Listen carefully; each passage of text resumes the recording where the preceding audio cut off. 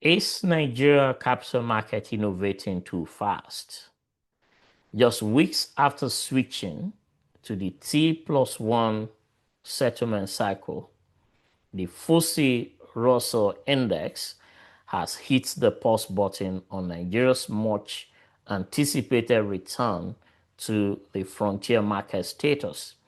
Is this a smart reality check or a setback for the capital market ambitions? And in the same week, the central bank just revoked the licenses of 46 microfinance bank.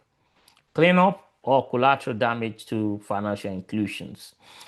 These two big stories dropped back to back, and they're raising serious questions about the pace of reforms, the short term pain, and long term gains for investors and everyday Nigerian.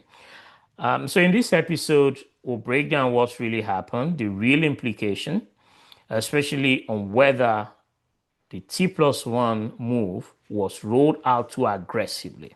So if you stick with me in the next couple of minutes, I'll be discussing all of this. If you're new to this channel, please hit the subscribe button and turn on the notification bell so that you can always be notified when new episodes are uploaded.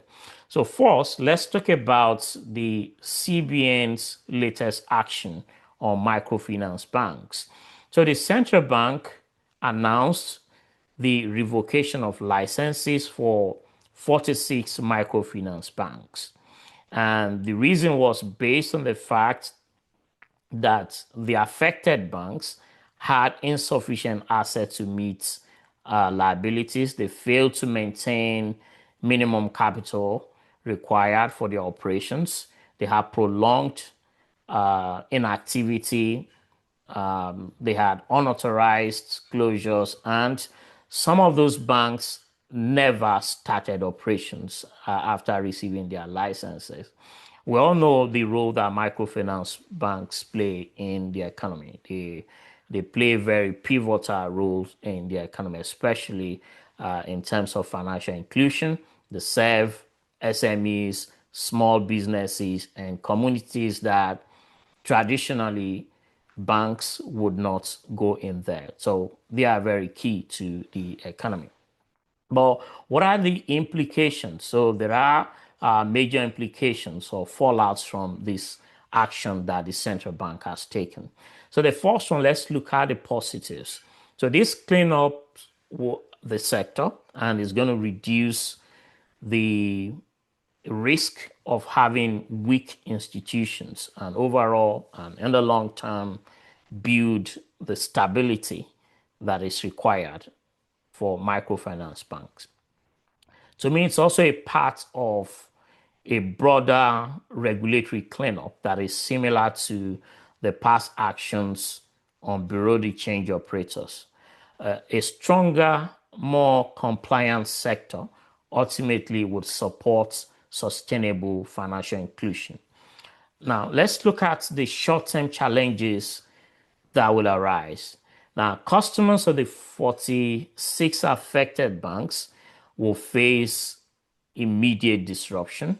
Depositors will need to claim their funds through NDIC or through the liquidation processes. Now, borrowers may lose credit lines from the affected microfinance banks, and there could be job losses, obviously, for the employees of the microfinance banks. But more broadly, this could also begin to trigger some panic withdrawals from other still operating microfinance banks as customers lose confidence and try to pull their money preemptively from the remaining microfinance banks. So, but we'll keep an eye on it. But to me, this feels like a necessary house cleaning exercise that the central bank is trying to implement in the microfinance banks. All right. For a full list of the affected microfinance bank, please check the comment section. So let's talk about the big story now of the FTSE index reviewing that classification of Nigerian market.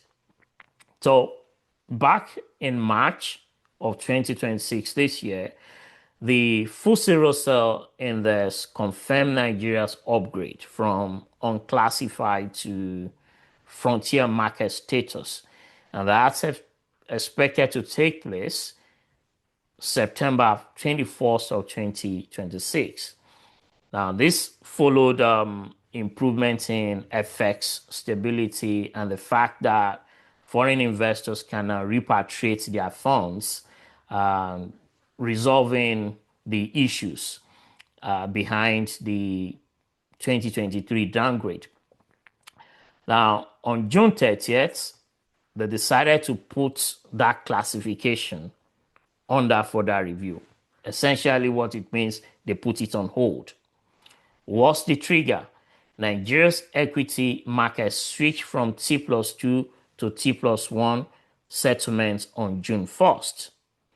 Now, FTSE is concerned that the shorter cycle could require pre-funding for international institutional investors, so which they view negatively for settlement cycle criterion.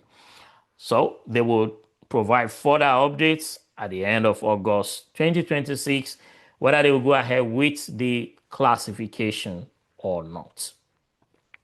Now, how did we get here? Nigeria moved from T+3 to T+2 settlement cycle late 2025. So all of this within about 6 months. Then to T+1 June 1st. Now, some market watchers feel this was relatively fast transition and ambitious. And that's potentially now contributing to the initial adjustment challenges that we are seeing in the market. And market appears to have reacted negatively to the T+1 settlement. At least that's what the data shows. Now, early June, we saw that massive sell-off and lower trading volume as foreign investors stepped back from the market. Now, since the T+1, the switch to T+1 on June 1st, the NGS all-share index fell, I think, about 8.3%, thereabouts, in the month of June.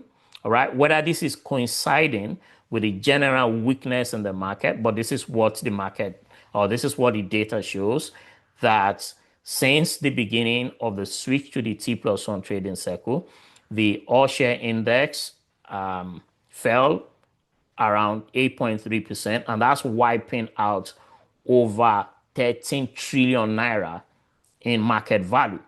So that's a meaningful short-term hit, and that's largely attributed to foreign investors stepping back and lower trading volumes during the adjustment period that we are currently witnessing.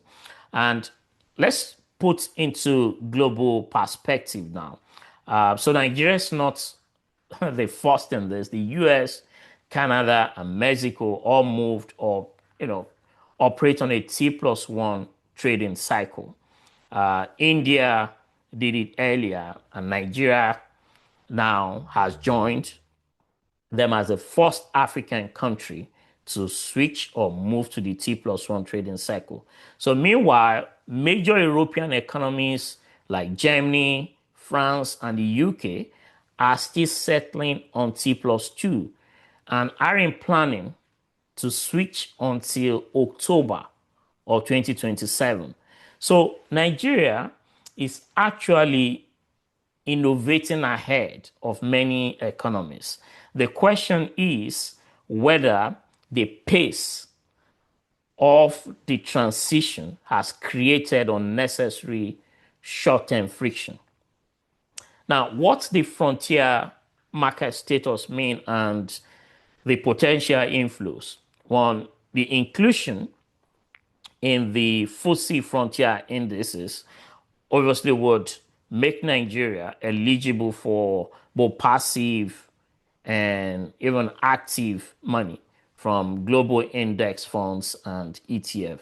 And this should boost the visibility of the Nigerian market and drive re-rating of the stocks and improve market liquidity overall.